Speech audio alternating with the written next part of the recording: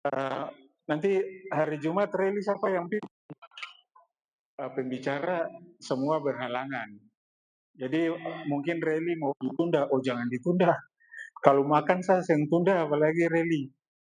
Nanti kita pimpin saja rally. Jadi syukur. Lalu ini yang topik yang mau dibawakan. Terpanggil untuk menjadi besar.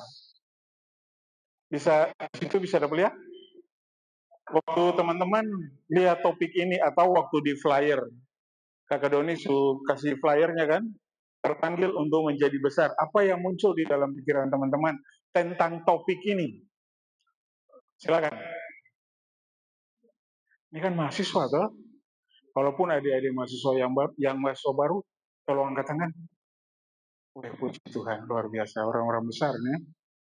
Itu nanti 25 kalau terlalu sesak bisa satu pindah di sini. Bisa ya? Saya lihat kayak 25 sesak gitu nanti. Oke. Apa yang muncul di dalam pikiran teman-teman ketika ini muncul baca topik ini? Kalau saya ada yang jawab, saya mulai gitu. Oke. Silakan, Bapak. Menjadi pemimpin. Oke, ada yang lain? Apa yang muncul ketika baca ini?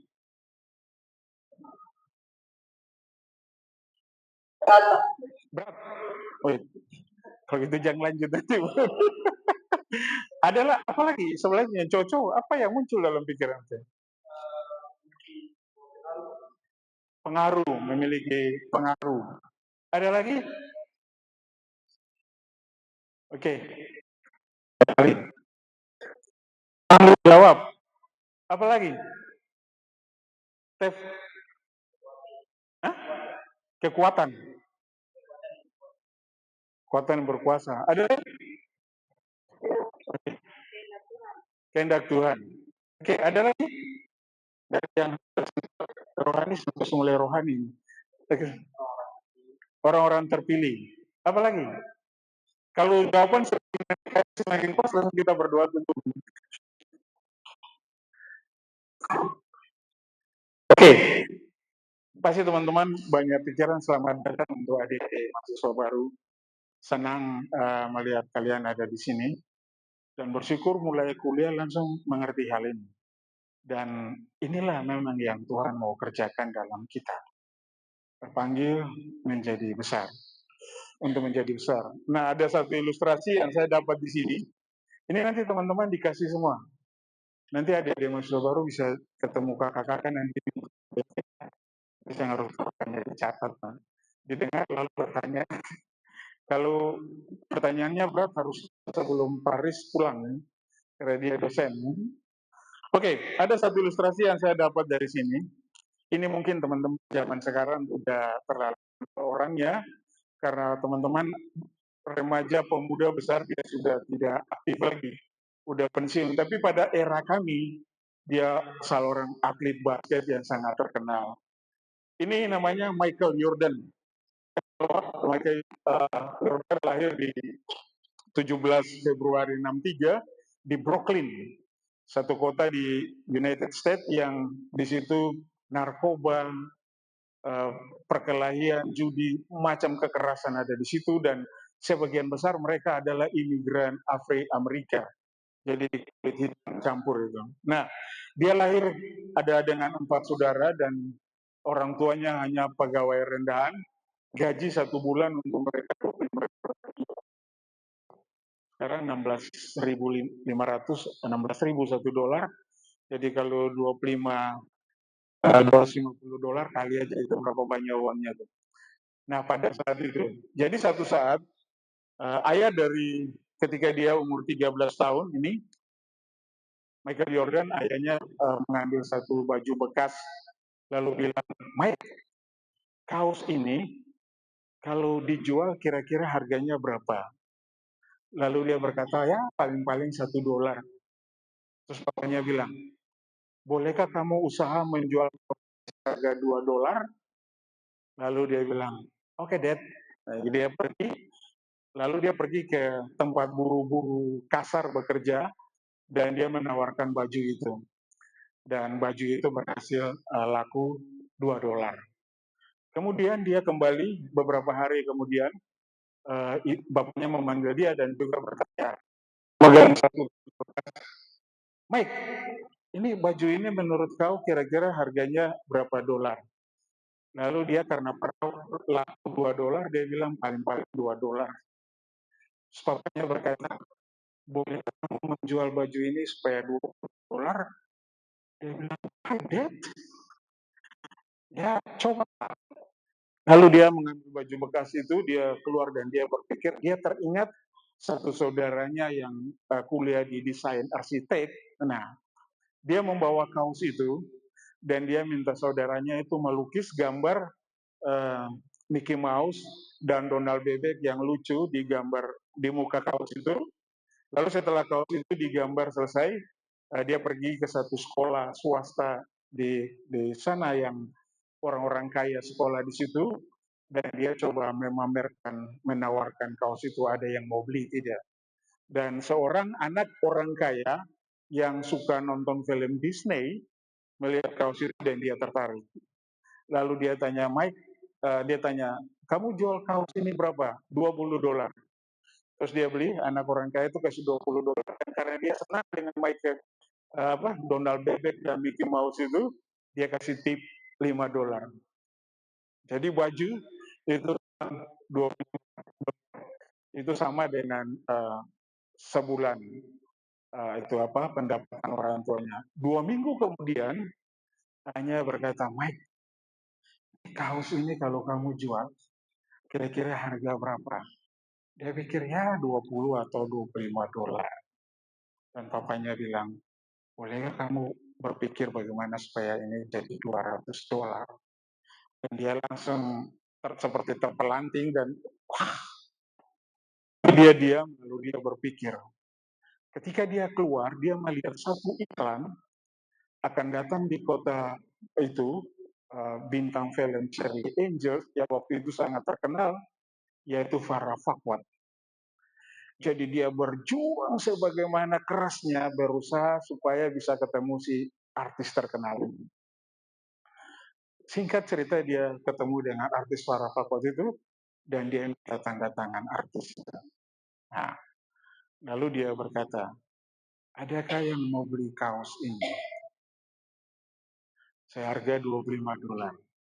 Tapi kemudian karena ada tanda tangan Farah bintang film itu, ada seseorang membeli kaos itu seharga $1.200 US. Dan dia pulang, dia sangat senang. Nah, ini kisahnya. Dari $1, $2, $200, $250, lalu $1.200. Nah, satu malam ketika semua itu lewat, malamnya ayahnya berkata kepada dia, Mike, apa pelajaran yang kamu dapat tentang baju-baju bekas itu? Lalu dia menjawab, selama kita mau berpikir dengan otak pasti ada caranya. Selama kita mau berusaha untuk menjadi besar, kita akan jadi besar. Tapi ayahnya berkata, bukan itu maksud saya. Lalu kata ayahnya ini, sehelai pakaian bekas yang bernilai $1 juga bisa ditingkatkan nilainya. Apalagi Anda sebagai manusia yang hidup. Di dalam diri Anda ada potensi yang Tuhan taruh untuk menjadi besar di dunia ini. Karena yang menciptakan kamu adalah Allah yang besar. Dan teman-teman tahu 20 tahun kemudian, ini dia menjadi pemain basket yang terkenal di dunia pada waktu itu. Ini selama karirnya Jordan mengoleksi 6 gelar juara dan 5 NBA pemain terbaik basket di dunia. Inilah teman-teman, anak pinggiran yang miskin, tapi dia bisa menjadi besar. Apalagi Anda yang duduk siang ini. Tuhan memanggil Anda dan saya bukan untuk menjadi orang biasa-biasa, tapi untuk menjadi orang yang besar. Mari kita berdoa. Bapa di surga, di dalam Kristus Yesus, Tuhan Juru Selamat kami. Kami berterima kasih untuk siang ini. di tengah-tengah kepadatan, kesibukan kuliah, dan pekerjaan, serta tanggung jawab lainnya. Kami berkumpul di sini oleh tuntunan Roh-Mu yang kudus untuk mendengarkan firman Allah. Tidak seorang pun dari kami, Tuhan, yang memahami firman Tuhan ini. Karena itu Roh Kudus yang hadir di dalam hati kami dan di tempat ini. Pimpin kami semua, baik yang menyampaikan maupun yang berbicara. Supaya kami diberkati Tuhan, mengerti bahwa Tuhan memanggil kami menjadi orang yang besar. Agar setelah ini kami hidup, kami belajar, kami kuliah, bukan menjadi mahasiswa yang biasa-biasa, tapi mahasiswa yang berdampak bagi dunia mulai dari kampus. Dalam nama Yesus kami berdoa. Amin. Cerita tadi cukup jelas? Oke, mari kita lanjut. Semua orang ingin dan bisa menjadi besar. Oke, setuju? Siapa yang tidak mau jadi besar di sini ya? Angkat tangan. Tidak ada. Anda mau kuliah itu karena Anda ingin jadi orang besar kan? Saya tahu badannya yang besar atau apa yang besar, pokoknya mau jadi besar lah. Nah, bagaimana dengan siang ini? Apakah Anda ingin menjadi besar? Oke. Nah, dasar. Apakah kita bisa menjadi besar? Dasar kenapa kita dipanggil untuk menjadi besar? Ini teman-teman, kita lihat firman Tuhan. Berfirmanlah Allah, baiklah kita menjadikan manusia menurut gambar dan rupa kita, supaya mereka berkuasa atas ikan-ikan di laut dan burung-burung di udara, dan atas ternak, dan atas seluruh bumi, dan atas segala binatang melata yang merayap di bumi. Maka Allah menciptakan manusia itu menurut gambarnya, menurut gambar Allah diciptakannya dia laki-laki, dan perempuan diciptakannya mereka. Allah memberkati mereka, lalu Allah berfirman kepada mereka, beranak cuculah dan bertambah banyak, penuhilah bumi dan taklukkanlah itu, berkuasalah atas ikan-ikan di laut dan burung-burung di udara, dan atas segala binatang yang merayap di bumi.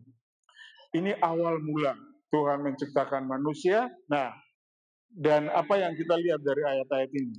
Yang pertama, Anda diciptakan dari baiklah kita. Jadi waktu Tuhan mau menciptakan manusia, di dalamnya sudah Anda dan saya, sudah ada kita. Tuhan berfirman, baiklah kita. Anda dan saya datang dari Tuhan. Dan karena kita datang dari Tuhan, kita punya kuasa, kita punya pengaruh, kita orang-orang yang berdampak. Itu di dalam Roma 8, kalau Tuhan di pihak kita, siapa yang mau melawan kita? Tidak ada. Itu hal yang pertama. Kenapa kita dipanggil untuk menjadi besar? Karena Anda dan saya diciptakan dari Allah yang maha besar. Anda dan saya bukan hasil teori Darwin dari monyet. Monyet lahir sampai besar tetap monyet, lalu mati. Tidak bisa berkembang lagi. Nah, kemudian yang kedua, Anda segambar dan serupa dengan semua ciptaan yang lain. Tuhan ciptakan atas kreatif dan idenya. Tetapi hanya manusia satu-satunya yang segambar dan serupa dengan Tuhan. Segambar dan serupa bukan karena hitam berarti Tuhan hitam, bukan itu maksudnya.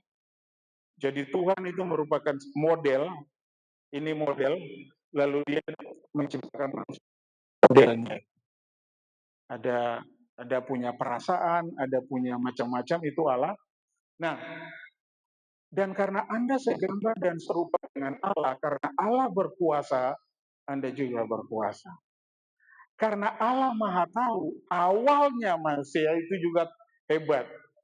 Makanya waktu Tuhan bawa binatang-binatang ke Adam kan, Tuhan suruh Adam kasih nama. Tuhan saya takut Adam salah kasih nama itu. Tuhan suruh Adam kasih nama. Lalu Adam lihat, gajah, gajah. Semut, semut. Tuhan tidak protes, dia sama. Ya kan? Tuhan menciptakan, dia memberi nama. Itu Allah. Manusia. Kemudian yang ketiga, tujuannya supaya mereka ada dua kali di dalam ayat-ayat tadi, tapi teman-teman perhatikan ayat itu, berkuasa atas ciptaan yang bukan berkuasa atas manusia. Dosalah yang membuat manusia ingin menguasai manusia. Jadi sejak awal manusia diciptakan itu untuk berkuasa, untuk menjadi besar, untuk berdampak dan untuk mempengaruhi dunia ini. Tuhan tidak ciptakan manusia yang diintimidasi oleh ciptaan lain. Tuhan tidak menciptakan manusia yang pengecut dan yang penakut. Tidak. Tuhan ciptakan manusia yang akan menguasai dunia ini. Nah, kata berkuasa itu dalam bahasa Ibrani itu disebut mamlaka. Itu istilah bisnis. Kita berkuasa bukan karena kita injak orang lain, tapi teman-teman di kampus belajar baik, jadi pinter, teman-teman kemudian berpengaruh bagi orang lain. Teman-teman yang tidak mengerti mencari Anda, dan Anda menerangkan itu kepada mereka, sehingga pengaruhnya yang tadi hanya untuk Anda, sekarang Anda mempengaruhi teman-teman yang lain melalui kata kuliah Anda.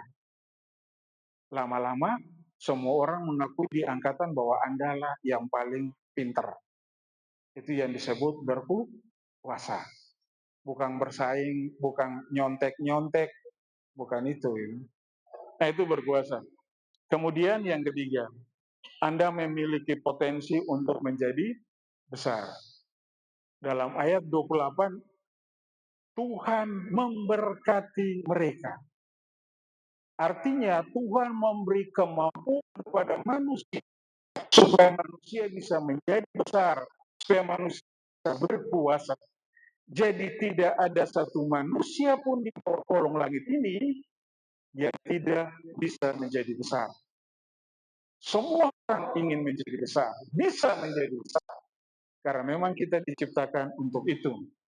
Sampai sini jelas ya? Jadi Anda harus ke kampus dengan cara pandang Anda orang yang akan menjadi orang besar. Tapi jangan sombong-sombong ya. Nanti kayak oke. Nah, itu yang pertama. Lalu yang kedua, hilangnya kuasa itu. Jadi jelas kan? Manusia punya semua itu. Tapi kemudian di dalam Kejadian 3, ketika Hawa mengambil buah memakannya dan memberi ke Adam kuasa untuk menjadi besar, kuasa untuk menguasai ciptaan, manusia menyerahkan itu kepada si jahat, kepada iblis. Iblis sebenarnya tidak punya tempat, tidak punya kuasa apa-apa. Dia tahu manusia diberi kuasa oleh Allah. Dan dia datang mencobai Tuhan. Teman-teman harus ingat ini ya. Tuhan sudah ciptakan kita untuk jadi besar. Tapi iblis sering nanti membuat kita ragu-ragu. Kalau kau begitu nanti terlalu lama, nanti kau bisa jadi besar pakai begini saja. Lalu mulai kau setan pun jalan. Nanti kita lihat di belakang. Ia menjawab, ketika aku mendengar bahwa engkau ada dalam taman ini, aku menjadi takut karena aku telanjang, sebab itu aku tersembunyi. Manusia yang tadinya sekarang dengan Allah yang diciptakan untuk berkuasa dan menjadi besar, dia jatuh dalam dosa takut dan sembunyi dari Tuhan. Hilanglah kekuasaannya, hilanglah otoritasnya, pengaruh yang Tuhan taruh untuk menjadi besar dan menguasai dunia hilang di dalam diri manusia. Lalu kemudian Kejadian 3, lalu Tuhan Allah mengusir dia dari Taman Eden, diusir keluar dari hadirat Allah. Sejak saat ini manusia tidak punya kuasa atas dunia, atas dirinya dan atas dunia ini lagi. Tapi teman-teman kemudian timbul pertanyaan, tapi yang terjadi di dunia ini banyak orang yang berkuasa, ya karena dia menjadi besar dengan cara setan, makanya dunia jadi binasa. Bukan jadi besar dengan cara Allah. Dan di negara kita akhir-akhir ini teman-teman, kita harus banyak berdoa, sungguh-sungguh. Kita ada di dalam negara yang tidak mudah dengan menteri-menteri apa di medsos dibilang negara apa? Kohana ke apa namanya? Itu susah. Mungkin demo besar-besaran dan ada polisi yang giling itu seorang tukang ojek online meninggal. Aneh. teman-teman kita harus berdoa sungguh-sungguh untuk bangsa ini. Karena Tuhan menjadikan kalian besar, tapi iblis akan memakai berbagai cara supaya dia mengusir dan negara ini. Dan Anda dan saya juga bisa diancam kalau tidak sungguh-sungguh di dalam Tuhan. Tuhan Allah mengusir manusia. Manusia siapapun yang dia berkuasa di dalam dunia ini, cara dia menjadi besar itu adalah cara sejahat. Kecuali ada satu dua orang yang sungguh-sungguh tapi cari susah. 2 hari lalu saya nonton YouTube, itu Gubernur Jawa Barat, KDM istilahnya, tanpa sadar beta menangis. Belum pernah kita melihat seorang pejabat Kristen yang hatinya sebesar orang ini. Padahal di gereja kita selalu bicara kasih dan belas kasihan. Tapi yang ada nol, itu gubernur luar biasa. Ketika nonton YouTube-nya, beta berdoa, Tuhan beri dia kesehatan. Berkat dia sungguh-sungguh. Supaya dia bisa menjadi berkat bagi banyak orang. Padahal dia tidak seiman dengan kita. Luar biasa. Itu teman-teman bisa cari di YouTube, ada banyak ya. Itu jadi manusia diusir. Pertanyaannya, jadi di mana kuasa untuk menjadi besar itu? Menyerahkan itu kepada iblis, jadi kuasanya kepada siapa?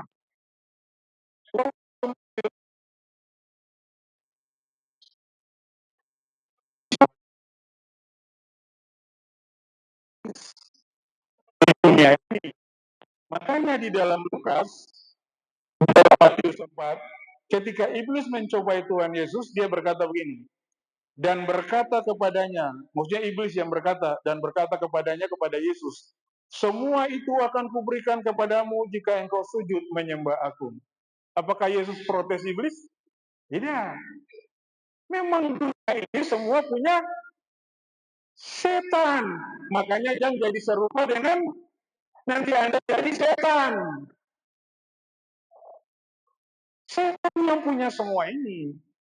Lalu dia berdiri bahwa Yesus dia tempat yang tinggi, lalu dia bilang, semua ini kuserahkan kepadamu. Semua. Yesus tidak bilang, engkau punya apa? Tidak.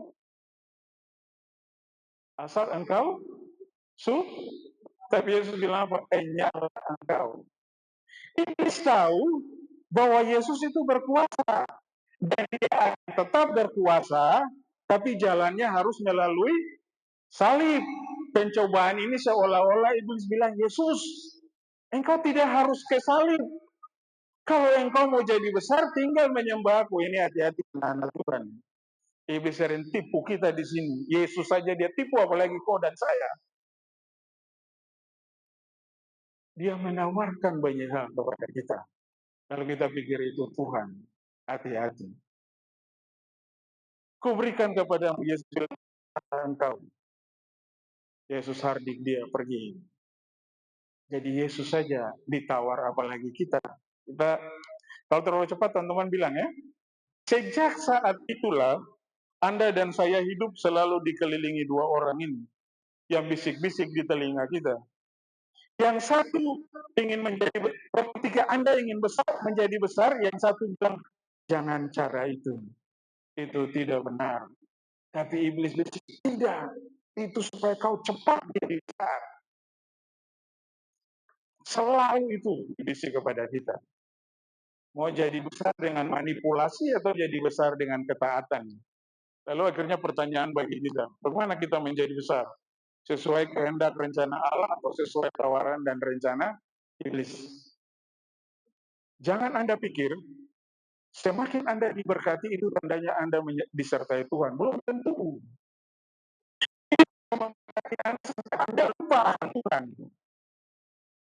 Iblis bisa memberkati Anda dengan semua hal yang Anda ingin, supaya Anda dengan berkat itu meninggalkan Tuhan.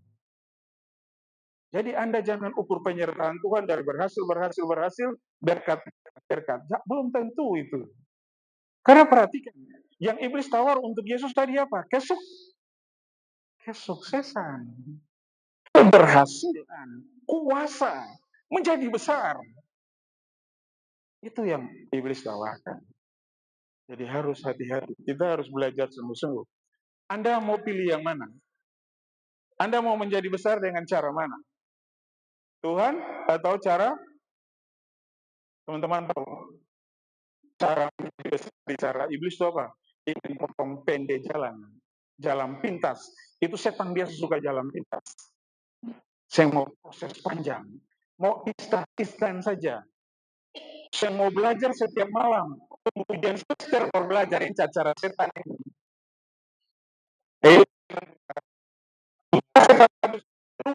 Di satu semester itu. Itulah pekerjaan setan. Yang instan-instan itu. Itu. Nah, teman-teman pasti pilih yang Tuhan kehendaki ya. Setuju ya? Karena pilihan Anda menentukan ini lanjut tidak. Kalau Anda pilih yang sebelah sini ya sudah selesai kita kan. Jadilah binasa dunia ini. Saya yakin kita hadir di sini karena kita mau seperti ini ya. Yang ini. Nah, mari kita belajar. Apa solusinya? Jadi bagaimana supaya menjadi besar di dalam Tuhan? Kejadian 3, aku akan menyadakan permusuhan antara engkau dan perempuan ini, antara keturunanmu dan keturunannya. Keturunannya akan meremukkan kepalamu dan engkau. Kabar baik pertama kali itu di sini. Kabar ya ada harapan itu di sini. Injil itu kabar baik tentang Yesus Kristus dan ini keturunanmu, keturunannya. Ini membuat tentang Yesus Kristus. Ada harapan. Jadi betul manusia sudah serahkan kuasa kepada iblis, tapi kuasa itu bisa Anda ambil kembali. Anda bisa miliki kembali. Ini solusinya. Yohanes 14, kata Yesus kepadanya, akulah jalan dan kebenaran dan hidup. Tidak seorang pun yang datang kepada Bapa kalau tidak. Seolah-olah Yesus bertanya kepada kita, hai mahasiswa Unpati yang ibadah siang ini, apakah engkau ingin menjadi besar? Ya Tuhan, datanglah kepadaku dan akan membuat engkau besar. Itu saja kuncinya. Datanglah kepada Tuhan. Ini bukan soal agama ini. Nah, kita harus melangkah menuju Yesus. Inilah yang kita sebut dengan lahir. Ingat Petrus, guru kalau itu engkau suruh aku berjalan. Manusia yang betul-betul manusia yang cuma bisa berjalan di atas air. Pertanyaannya, apakah Anda dan saya bisa? Bisa kalau Tuhan mau. Bisa. Karena waktu dia tanya Yesus bilang, datanglah. Karena Yesus minta datang. Jadi itu dia melangkah, dia berjalan di atas air. Tapi karena dia senang kan, yang lain bisa berjalan kan, langsung tenggelam. Untung Yesus tarik. Biasanya kita begitu. Begitu kita diberkati, kita jadi sombong, tenggelam. Lupa bahwa itu dari Tuhan. Kita harus melangkah menuju Yesus. Itulah yang kita sebut baru. Perlu menerima Kristus di dalam hidup kita. Kalau tidak, Anda tidak akan pernah menjadi besar. Anda akan lulus dan menjadi sarjana yang pintar dengan segala kemampuan akademik dan keterampilan. Tapi karena tidak ada Tuhan di dalam hidup Anda akan membawa kehancuran yang bertambah buat negara ini. Negara ini. Jadi itulah. Nah, Matius 4, sejak waktu itulah Yesus memberitakan bertobatlah sebab kerajaan surga sudah dekat. Bertobat berarti mengubah sama sekali pikiran dan cara berpikir, suatu mentalitas yang sama sekali baru, suatu perubahan total arah kehidupan. Jadi waktu Anda datang ke kampus, Anda punya cita-cita yang sangat besar. Anda ingin menjadi sarjana, memperoleh pekerjaan, dan seterusnya yang membuat Anda hebat. Bertobat artinya Anda harus berhenti lalu Anda balik kanan kepada Tuhan.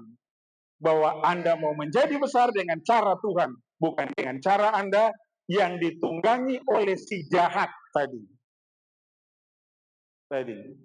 Itu bertobat. Bertobat itu apa? Anda sedang bertobat itu yang pikir susah-susah. Bertobat itu kalau mau ke Merdeka tiba-tiba sadar salah jalan balik ke Pato. Itu saja tinggal belok kanan lalu balik saja. Saya ada yang aneh-aneh. Nah, kemudian Kerajaan sorga mengacu kepada kehadiran dan otoritas Tuhan yang berdaulat, yang menyerbu dan mempengaruhi pada lingkungan duniawi. Efesus 2, karena kita ini buatan Allah, diciptakan dalam Kristus Yesus untuk melakukan pekerjaan baik yang dipersiapkan Allah sebelumnya, Ia mau supaya kita hidup di dalam.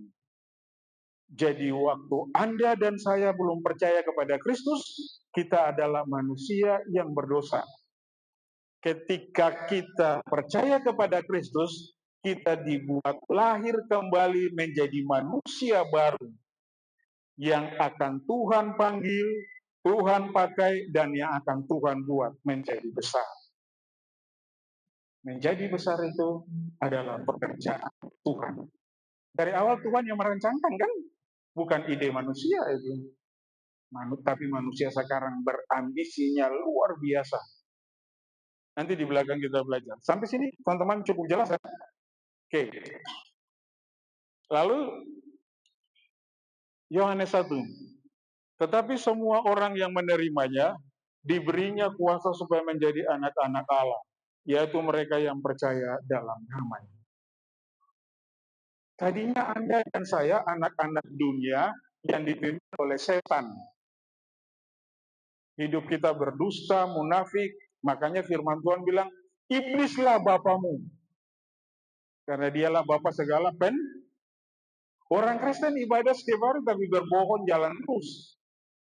Kalau anak pembohong, bapaknya ingat itu. Tapi Tuhan kita bukan pembohong. Nah, ketika Anda dan saya menerima Kristus dan dilahirkan kembali, kita menjadi anak-anak Allah. Kita menjadi seperti Adam dan Hawa yang belum memakan buah. Jadi kita berkuasa. Tuhan mengembalikan kuasa itu kepada Anda dan saya. Waktu kita diangkat menjadi anak-anak Allah, orang-orang yang segambar dan serupa dengan Allah. Yang kedua, bukan saja kita menjadi anak Allah, di dalam Dia, Efesus 1, kamu juga karena kamu telah mendengar firman kebenaran, yaitu Injil keselamatan di dalam Dia ini maksudnya dalam Yesus.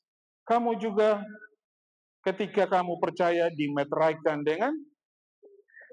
Jadi waktu Anda dan saya terima Kristus dalam hidup kita, kita menjadi anak Allah dan Roh Kudus memeteraikan kita. Roh Kudus tidak ada di dalam diri semua orang Kristen, tidak ada.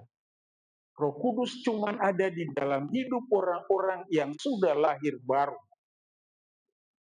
Dan Roh Kudus ada dengan tanda yang aneh-aneh.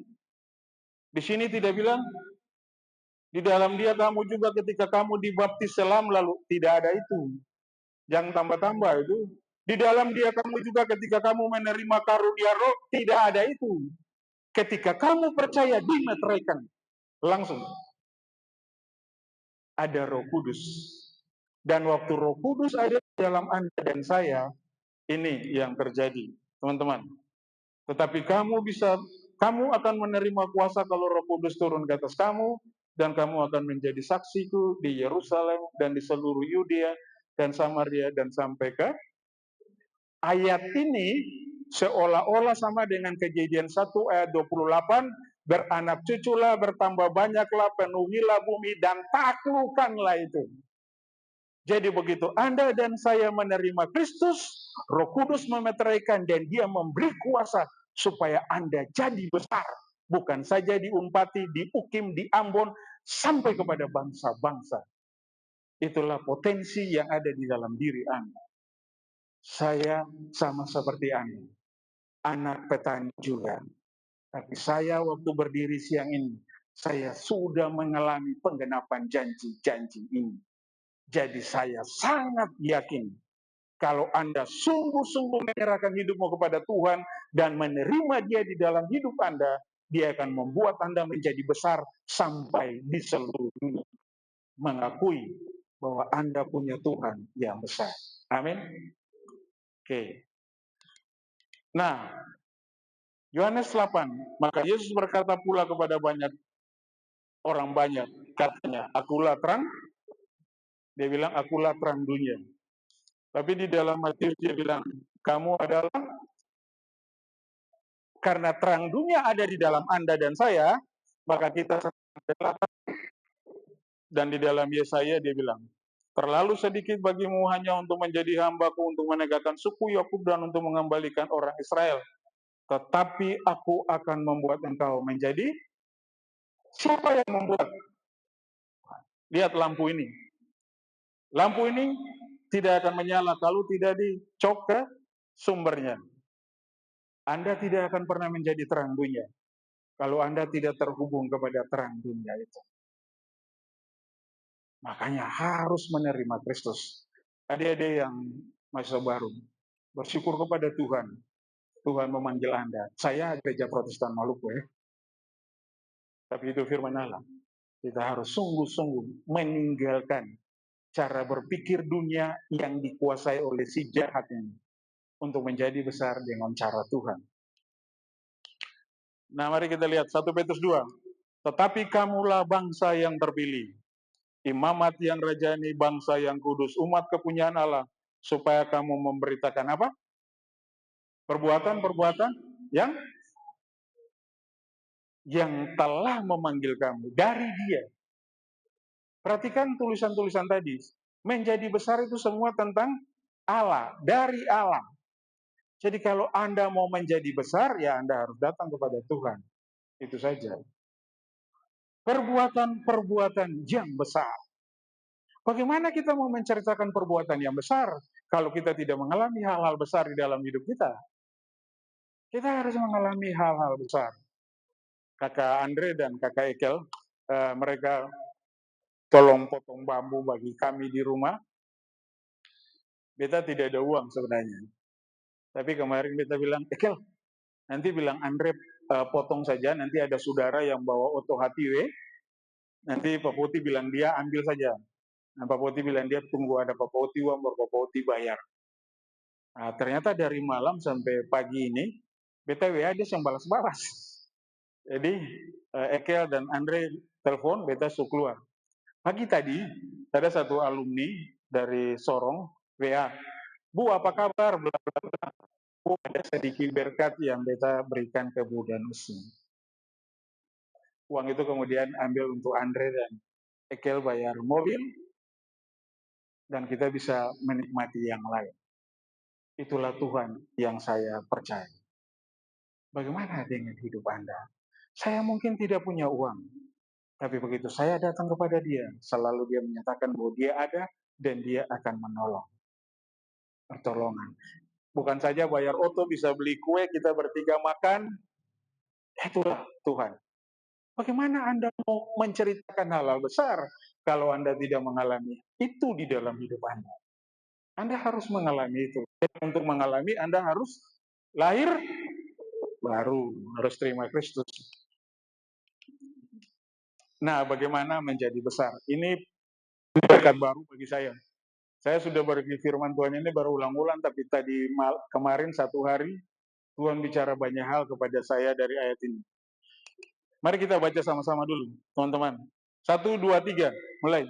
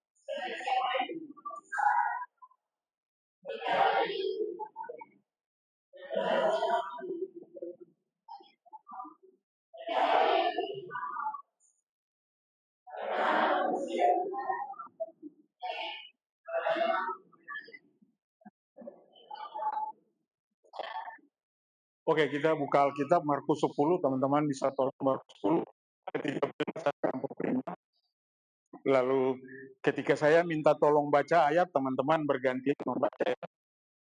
Oke, kita akan belajar dari sini bagaimana kita menjadi besar sesuai rencana dan kehendak Allah. Yang pertama, jangan pergunakan hubungan kekerabatan atau nepotisme. Ayat 35. Tolong satu orang.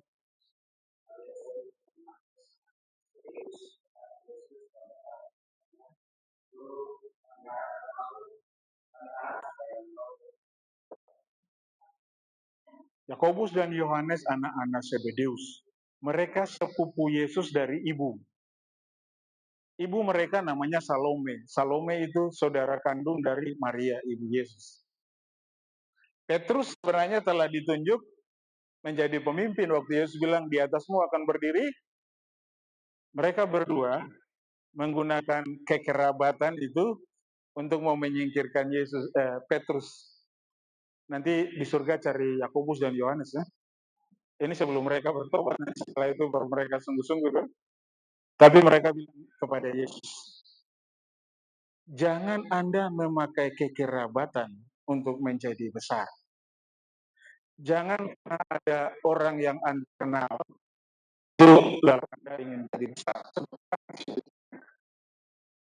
Nah, hal ini akan mempengaruhi profesionalisme dan integritas Anda.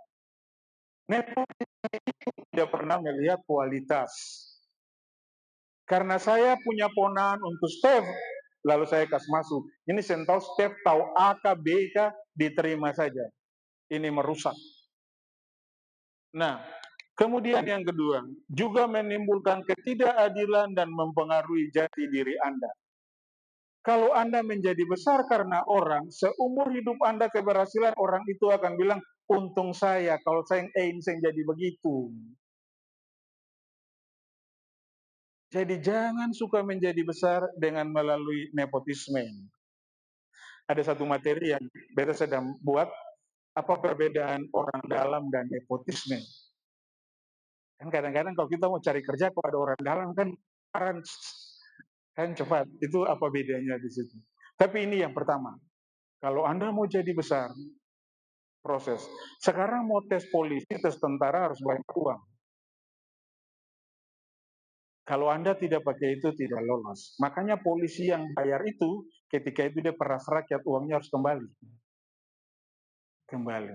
Jangan begitu. Yang gunakanlah ambisi Anda untuk yang baik. Tolong baca ya 13 dan 30.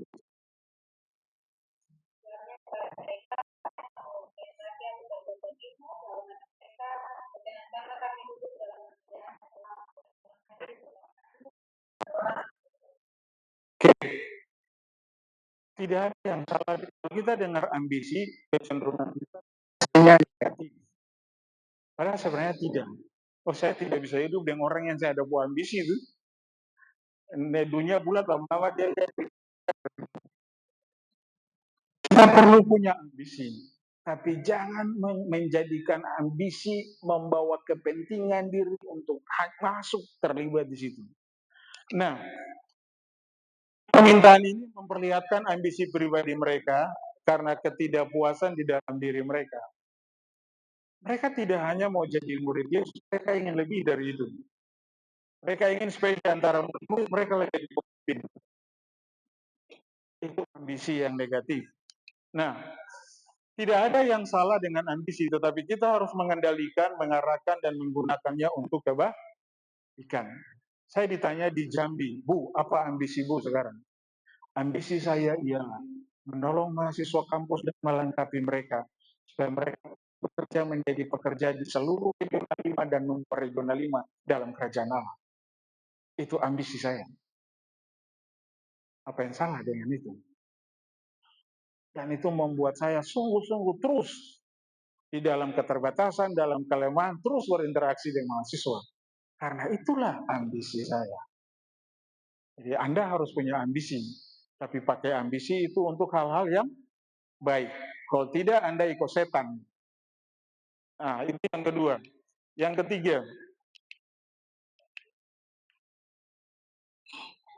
siap membayar harga. Tolong baca ayat 38.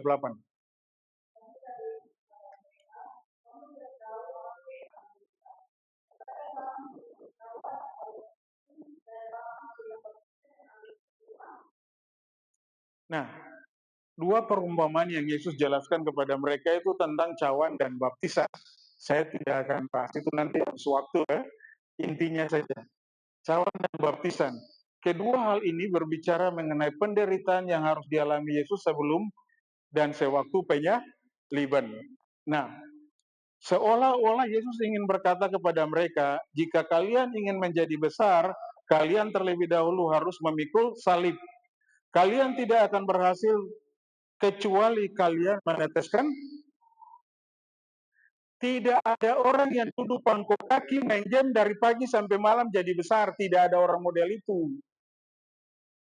Yesus bilang, kalau Anda mau menjadi besar, Anda harus bayar harga. Setiap hari belajar di rumah, supaya kuis dan ujian lulus. Harus bayar harga.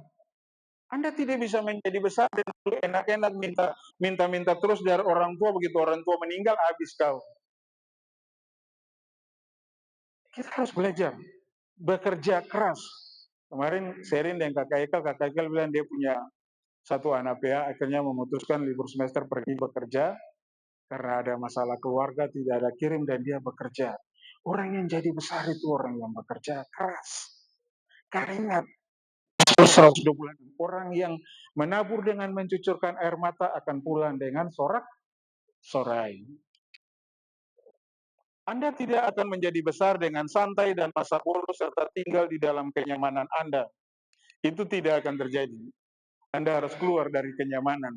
Kalau dosen kasih tugas 5 nomor, Anda mau jadi besar, Anda kerja 100 nomor. Kerja keras. Dulu kami SMA, kami belajar kelompok itu tidak belajar ini. Misalnya matematika, fisika, kami masing-masing kenal kemampuan kami. Jadi orang yang pintar diferensial, begitu kita mau belajar diferensial, dia akan terangkan di depan diferensial. Yang pintar integral, dia bicara integral. Saya hobi logaritma. Jadi setiap mau bicara logaritma, saya terangkan. Teman-teman tanya, kenapa bisa pintar logaritma? Karena guru di sekolah kasih tugas 10 nomor, saya kerja semua soal tentang logaritma. Saya hobi. Dulu cita-cita jadi guru matematika. Tapi Tuhan kehendaki, dosen hilang jalan. Makanya sekarang banyak teman-teman matematika. Jadi Anda tidak akan menjadi besar dengan santai dan masa bodoh serta tinggal di dalam kenyamanan. Di dalam diri Anda ada potensi yang ditunggu oleh dunia ini. Dan untuk potensi itu keluar, Anda harus kerja keras. Teman-teman tahu itu, di dalamnya ada busa yang bisa membersihkan piring, kan? Tapi bagaimana supaya busa itu keluar? Anda harus ramas itu busa. Kadang-kadang hidup Anda harus diramas supaya potensinya keluar. Penilai Anda bersyukur, mahasiswa lain juga. Tapi Anda harus pastikan Anda dapat dengan ilmu yang ada terapannya di masyarakat. Itu. Kemudian yang berikut. Keempat, jangan terlalu percaya diri. Ayat 39.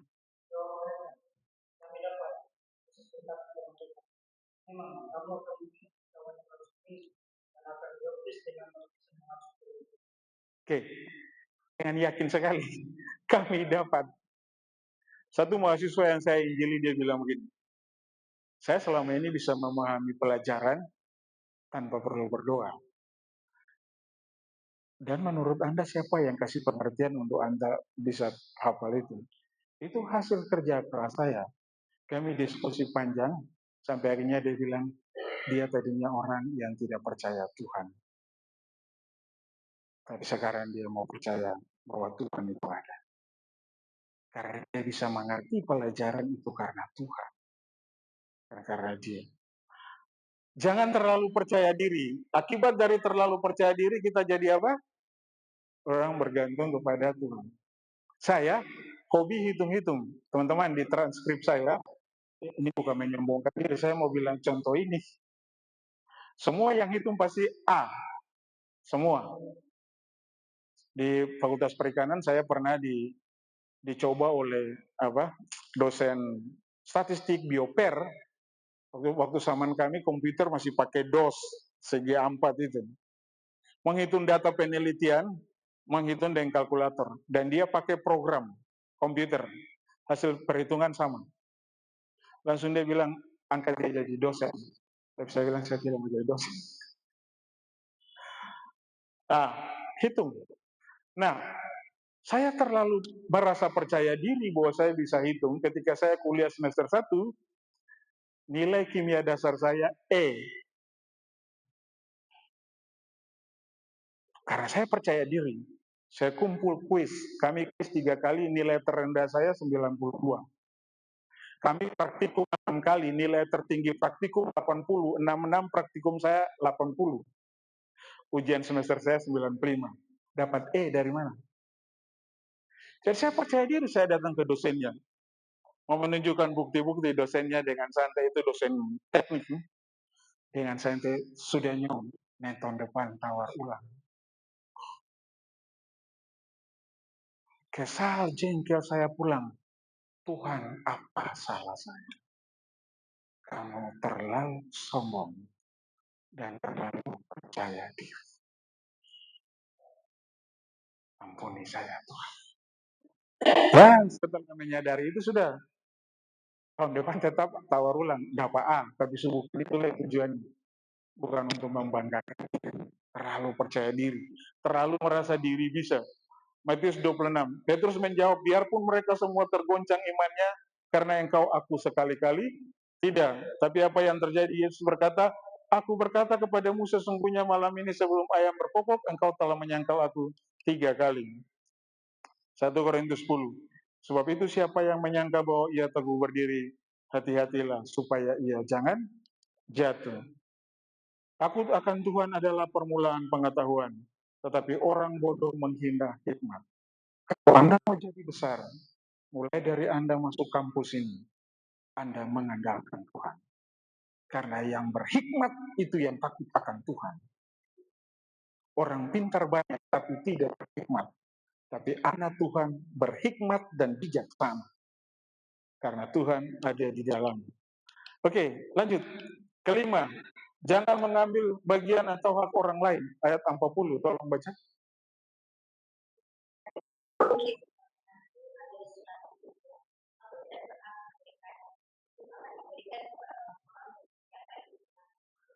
Tuhan sudah tentukan setiap orang dengan porsinya.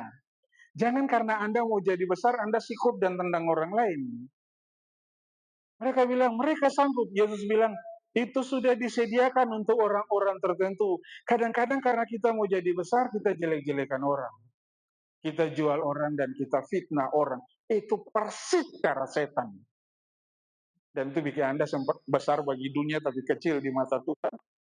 Ya saya, sebab aku Tuhan mencintai hukum dan membenci perampasan dan kecurangan. Aku akan memberi upahmu dengan tepat dan akan mengikat perjanjian abadi dengan kamu. Ingatkan teman-teman, jangan Anda saing dengan guru lain, memperebutkan pelajaran supaya sertifikasi cair. Upahmu dari Tuhan, bukan dari sertifikasi. Kalau tidak, Anda jadi besar dengan cara-cara dunia. Bukan kalau orang-orang dunia juga melakukan yang sama. Tuhan bilang, aku memberi upahmu dengan tepat. Jangan merampas orang lain. Kalau ini orang sudah tentukan jadi ketua HMPS, jangan ada pengaruh orang untuk jatuh dia. Biarkan saja. Bagian Anda nanti di tempat lain. Jangan seperti Yakobus dan Yohanes. Jauh mereka gambar dan tulisan kaisar. Ahli Taurat ingin mencoba Yesus, apakah bayar pajak? Tidak. Lalu Yesus bilang, berikan koin. Gambar siapa ini? Berikanlah kepada kaisar apa yang harus kamu berikan dan kepada Tuhan apa yang harus kami Tuhan. Artinya, Anda harus melakukan apa yang patut diterima oleh orang lain yang bukan hak Anda. Kalau orang berbuat itu layak minta terima kasih. Tapi jangan Anda paksa dia berterima kasih. Karena dia telah berbuat baik kepada Anda. Kalau Anda mau minta tolong dari orang, Anda berhak tolong saya. Karena memang dia berhak mendengar kata itu. Berikanlah kepada orang yang patut Anda berikan. Kami di mobil, naik bis dan orang ngamen. Terus anak-anak kasih uang, kami tidak. Lalu kami diskusi, bagaimana kami tahu bahwa pengamen ini harus kami bayar. Lalu mereka tanya, Pak, bagaimana cara Papa kasih uang ke pengamen yang model bagaimana?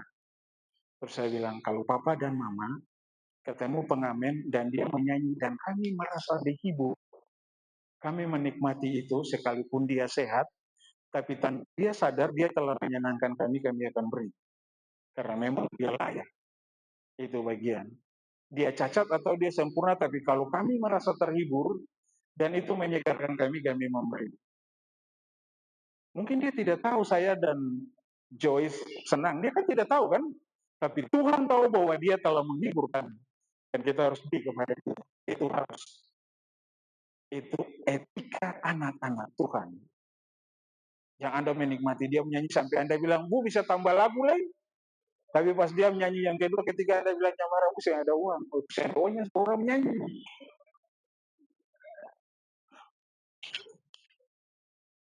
Nah yang berikut, keenam, jangan menjadi marah dan iri, ayat 41.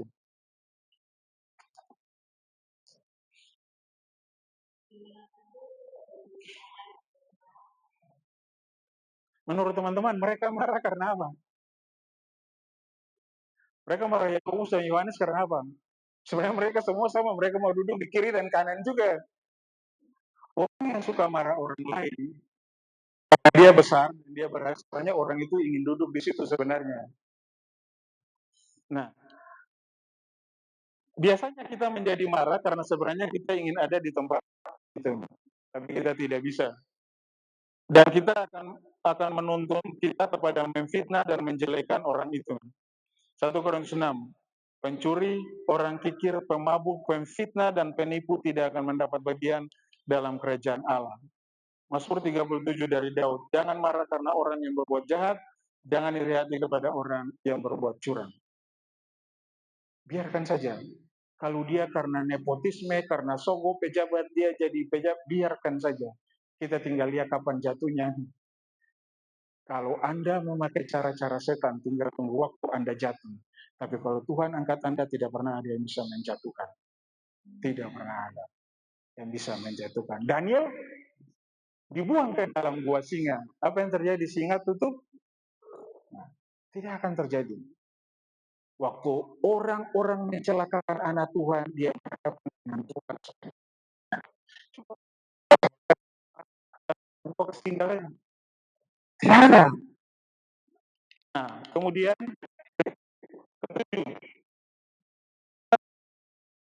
ayat 42.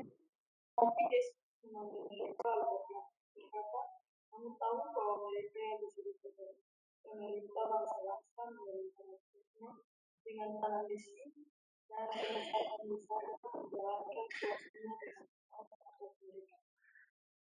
cara pandang dunia kan yang jadi besar itu pejabat, orang kaya, semua kehormatan.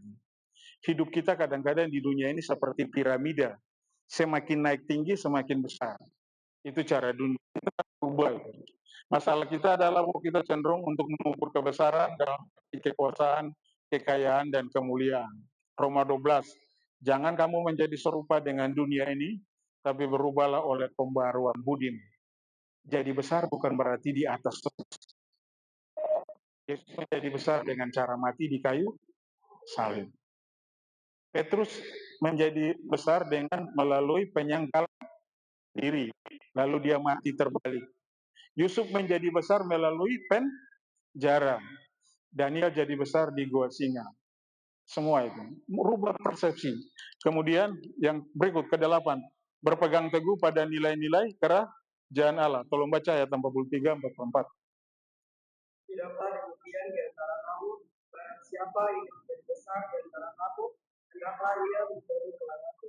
Dan barang siapa yang menjadi kota di antara kamu, hendaklah ia menjadi hamba. Oke, yang mau menjadi besar harus menjadi, mau menjadi apa lagi satu? Terkemuka menjadi hamba. Nah, teman-teman lihat, nilai-nilai kerajaan Allah selalu bertolak belakang dengan nilai-nilai dunia. Selalu. Berbahagialah orang yang lemah lembut karena mereka akan memiliki di dunia ini yang presiden yang memiliki kan, oh, bukan kerajaan Allah, bukan. Jadi kalau Anda lemah lembut itu bukan berarti Anda lemah, tapi lemah lembut bukan yang cowok-cowok harus bicara begini. Itu bukan lemah lembut, itu harus didisiplin itu. Nah, kemudian ini teman-teman, adalah lebih berbahagia memberi daripada dunia bilang kumpul. Firman Tuhan bilang, yang berbahagia itu memberi. Ada lagi, barang siapa yang menyelamatkan nyawanya harus. Jadi kalau Anda mau jiwa Anda selamat, berikanlah jiwa Anda kepada orang. Aneh memang. Ada lagi, ada yang menyebar harta tetapi bertambah kaya. Ada yang menghemat secara luar biasa namun selalu. Siapa yang pernah alami ini? Saya ada. Gimana Anda mau cerita Tuhan besar? Ada orang yang menghemat tapi kok habis terus uangnya. Tapi ada yang memberi sana tapi selalu berlimpah. Bukan cuma uang, sukacita, damai sejahtera, dan lain-lain. Barang siapa yang menjadi besar di antara kamu hendak menjadi pelayan, menjadi hamba. Yang besar dalam kerajaan Allah adalah yang melayani. Jadi kalau kita ketemu teman-teman yang melayani, berterima kasihlah kepada mereka. Itulah besar. Kenapa saya terharu dengan Gubernur Jawa Barat itu? Karena dia gubernur yang sungguh-sungguh melayani. Luar biasa. Seorang ibu berjalan bongkok ini, setengah mati. Dia dengan mobil panternya itu, Pajero, dia berhenti, dia tanya, nenek mau kemana, bla bla. Dia bawa ke warung. Dia kasih makan, baru dia bilang tinggal di mana. Gubernur. Ini bukan soal itu yang dia mau lakukan, yang saya mau bilang hatinya. Dia seorang gubernur kan? Dia beli semua barang, antar itu nenek kasih naik. Nenek yang compang-camping kotor itu kasih naik di mobil pejabat ini, antar ke rumahnya. Setelah dia dengan nenek, dia pergi, dia bilang ke asistennya, gambar rumahnya bangun. Pakai dana pribadi. Luar biasa. Harus sungguh. Belum pernah saya lihat gubernur Kristen pun melakukan itu. Belum pernah. Tuhan berkati dia. Supaya dia jadi berkat bagi banyak orang. Memang dia juga gubernur konten, segala macam lah. Ya begitulah, orang yang iri hati itu, jadi kalau Anda berhasil, Anda jadi besar, lalu orang fitnah-fitnah itu biasa saja. Semakin Anda difitnah, semakin Anda fitness, sehat. Oke, jadi santai saja. Yang terakhir ini teman-teman. Oh ini lewat aja. Yang terakhir, mengikuti teladan Tuhan Yesus, ayat 45.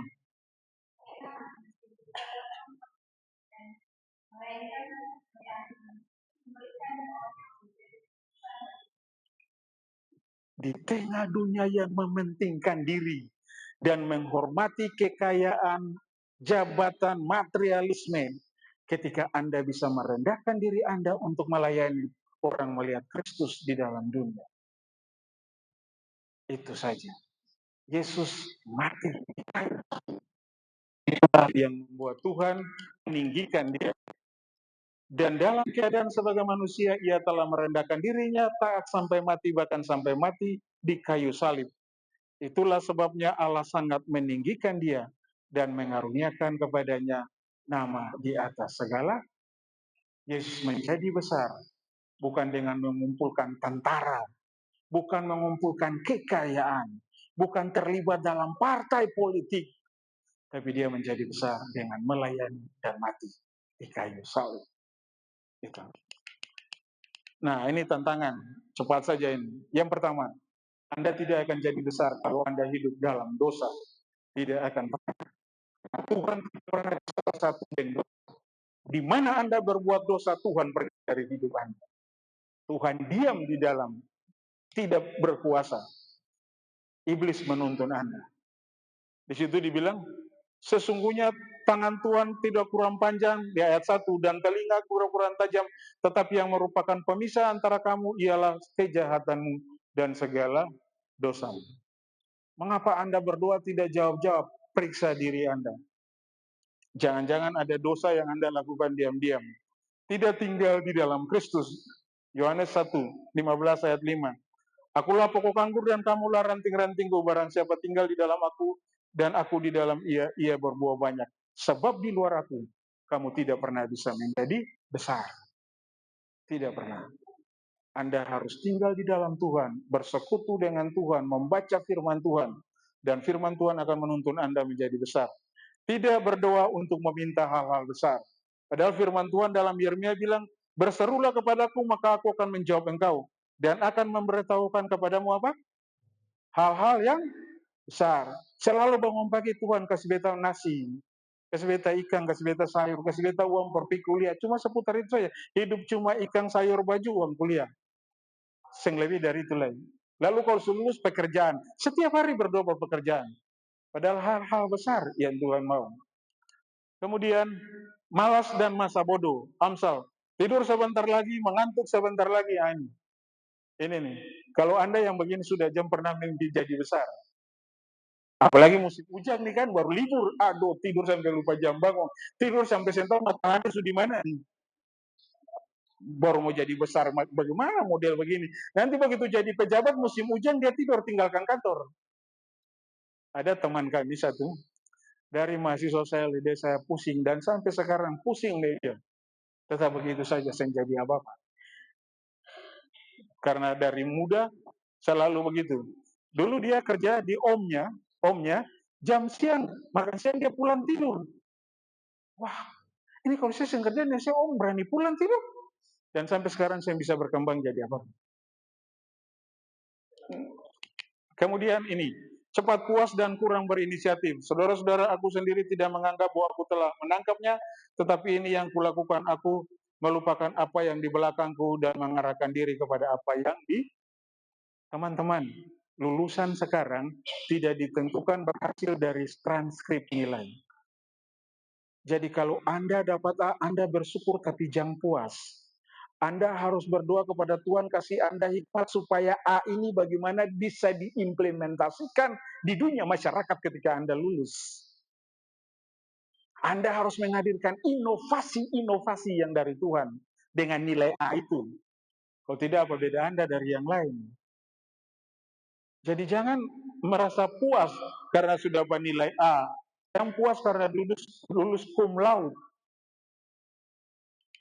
Kemudian kurang kerja keras. Tangan orang lamban membuat miskin, tetapi tangan orang rajin apa? Tadi kita sudah belajar di depan. Tidak mempunyai perencanaan. Nah ini studi. Studi saya ada perencanaan. Datang kampus saja. Saya pernah ada pun tujuan lebih besar. Kalau ada semester baru, nanti tanya kakak-kakak, Anda harus punya target yang paling sederhana, semester ini IP mesti berapa. Semester depan IP mesti berapa. Kakak-kakak biasa sudah ditolong. Kalau mereka saya jelaskan nanti tanya saya. Mereka tahu, Anda harus hidup dengan perencanaan. Saya mesti selesai kuliah berapa tahun. Susun perencanaan dan berusaha mengejar itu. Tapi kalau Anda tidak, apalagi zaman kami, mahasiswa itu suka kuliah dengan buku satu lah, lipa lah taruh sini. Mahasiswa yang suka lipa buku taruh di sini, otaknya tuh lipat-lipat. Saya akan pernah mengerti pelajaran. Nah, kemudian tidak menggunakan waktu dengan baik dan benar. Dan pergunakanlah waktu yang ada karena hari ini adalah jahat. Waktu yang paling banyak dibuang-buang oleh mahasiswa adalah waktu liburan. Dan kalau tidak liburan, waktu yang paling banyak dibuang-buang ialah jam 12 sampai jam 4 sore. Kalau saya ada kuliah, saya mau bikin apa dengan jam itu? Berlalu begitu saja. Nonton drakor sampai jadi dragon. Menikmati saja. Itu waktu buang percuma. Akhirnya Anda tidak jadi besar. Anda lihat orang lain berhasil dan Anda tidak tahu. Nah, lalu tidak mengembangkan potensi Anda. Tetapi hamba yang menerima satu talenta itu pergi dan menggali lubang di dalam tanah lalu menyimpan. Tuhan sudah berfirman, aku akan membuat engkau besar, memberkati engkau dengan potensi yang besar. Tapi kalau kau cuma simpan itu, ya saya akan jadi besar juga. Saya jadi besar. Lalu yang terakhir, tidak mempunyai iman dan visi. Iman adalah dasar dari segala sesuatu yang kita harapkan dan bukti dari segala sesuatu yang kita. Teman-teman baca Ibrani 11, orang-orang yang ada di dalam situ, orang-orang biasa seperti Anda dan saya. Malah kalau kita membandingkan diri dengan beberapa orang, kita lebih baik. Di situ ada Rahab. Teman-teman tahu Rahab kan? Apa yang membuat dia bisa mengalami kebebasan, kebesaran Allah? Iman. Iman dan visi di dalam Tuhan membuat Anda menjalani kuliah Anda sekalipun ada tantangan gunung setinggi langit Anda lewat itu. Sekalipun ada tantangan samudera sebesar itu Anda menyeberangi itu. Karena Anda tahu Anda bersama Tuhan. Bukan PA ada masalah kayak orang hilang akal. Apalagi langsung saya mau datang persekutuan, begini. Ini mau jadi besar yang insidentil saja. Saya mau bayar harga. Jangan begitu. Nah, sebagai penutup teman-teman. Jadi terpanggil untuk menjadi besar adalah panggilan untuk melupakan apa? Agar dapat melayani orang. Sudah toh? Keluar dari sini bilang ke diri Anda, kalau saya mau menjadi besar, saya harus melayani. Datang ke kampus sebagai orang yang melayani. Nah, kemudian ketika Yesus memanggil kita untuk menjadi besar, itu artinya yang memanggil kita untuk menyerahkan diri kepada pelayanan yang rendah hati, seperti Yesus lakukan. Ini merupakan panggilan untuk melupakan keakuan kita dan mengabdikan hidup kita untuk melayani orang lain. Itulah kebesaran yang harus kita perjuangkan. 11. Sebab barang siapa meninggikan diri, ia akan direndahkan. Barang siapa merendahkan diri, ia akan ditinggikan. 1 Petrus, karena itu rendahkanlah dirimu di bawah tangan Tuhan yang kuat, supaya kamu ditinggikannya pada waktunya. Secara materi, teman-teman, kami tidak punya apa-apa dibandingkan orang-orang dunia ini. Kami sungguh yakin di dalam Tuhan. Kami punya satu kebesaran di dalam kerajaan Allah yang Tuhan siapkan bagi kami. Karena hidup kami hanya untuk orang dan melayani orang. Orang yang berharga adalah orang yang dikelilingi oleh siapa, bukan oleh apa. Gitu. Nah, ini ilustrasi. Satu, ini mantan pemain bola namanya Didier Drogba dari Afrika mana lupa. Ini Thierry Henry dari Prancis, ini Lionel Messi. Saya tidak fans Lionel Messi karena main bola. Semua pemain bola main bola bagus, tapi memang dia beda. Saya fans dia karena karakter. Saya selalu fans orang itu karena karakter, bukan karena sesuatu yang lain. Anak-anak saya tanya gini, Pak, Bapak ini sebenarnya hidup di dunia idolanya siapa? Tuhan Yesus. Iyalah semua idola Tuhan Yesus, belum tentu. Idola Bapak cuma Tuhan Yesus, tidak yang lain. Tapi yang lain, tidak yang lain, Yesus saja. Tidak ada. Nah, tapi ini ceritanya teman-teman. Satu waktu mereka dikontrak oleh satu perusahaan untuk melakukan iklan tentang air bersih di Afrika. Nah, ketika mereka sedang syuting mata Lionel Messi ini kemudian melihat anak-anak yang ada di situ meminum air kotor. Apa katanya? Lalu Lionel Messi bilang kepada Didier Drogba ini, dengan suara pelan dia berkata, kita dibayar jutaan dolar, tetapi mereka bahkan tidak punya air bersih. Sebenarnya kan dia bisa masa bodoh saja kan, seperti pemain yang lain ini juga. Mereka juga dibayar mahal-mahal. Tapi dia bilang, bagaimana kita bisa dibayar jutaan dolar dan orang-orang ini, anak-anak ini minum air kotor. Teman-teman, apa yang terjadi? Direktur perusahaan iklan itu memberitahu mereka bahwa Messi menyumbangkan seluruh honornya untuk membangun kehidupan di desa itu. Sumber air bersih digali, rumah sakit berdiri, sekolah dan taman bermain dibangun, infrastruktur dasar tersedia. Dia pakai uang itu semua. 6 bulan setelah mereka syuting iklan itu, Messi bahkan mengirim dokter, akuntan, dan insinyur ke sana bukan untuk mencari sorotan, tapi untuk memastikan semua dana benar-benar sampai ke masyarakat. Ini yang Gubernur KDM lakukan. Nah, lalu ini, teman-teman, ini yang terbaiknya. Dan yang paling menggetarkan hati, Messi tak pernah ingin namanya disebut. Semua kebaikan itu ia lakukan dalam diam. Ketika di Drogba melihat itu, lalu Drogba bilang begini, gol terbesar Messi tidak dicetak di lapangan, tapi di hati orang-orang yang bahkan tidak tahu bermain bola. Itu tidak banyak teman-teman. Teman main bolanya dari Brasil, namanya back ini dia masuk penjara, Messi datang diam-diam di penjaranya. Tidak ada orang yang tahu. Dani Alves. Kalau Dani Alves tidak kasih tahu, tidak ada yang tahu. Dia bilang, Dani, tenang saja. Selama kau di sini, keluargamu aman. Dia membayar semua kebutuhan anak-anaknya, dan dia memberi jaminan sehingga Dani Alves keluar. Tidak ada seorang pun tahu. Kalau Dani Alves tidak beritahu. Dan yang saya kagum dari dia, cinta pertama dia adalah teman SD-nya. Sampai menikah cuma satu. Dibandingkan dengan yang lain yang pernah menikah itu, hebat tapi karakternya parah. Saya tidak senang Messi karena main bola. Semua orang bisa buat. Tapi inilah yang beda. Dia disebut besar bukan di lapangan bola, tapi di sini. Nah, Yesaya 60 yang paling kecil akan menjadi kaum yang besar dan yang paling lemah akan menjadi bangsa yang kuat. Kalian duduk siang ini, orang menganggap kalian kecil. Tuhan bilang apa? Aku akan membuat engkau menjadi yakin. Jadilah sesuai dengan iman.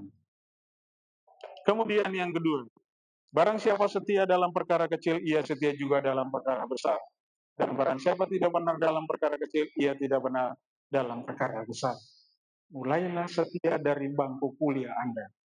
Dengan mengandalkan Tuhan, dengan menjadikan dia Tuhan, dan Anda akan lihat, dia membuat Anda menjadi terang benderang di dunia ini.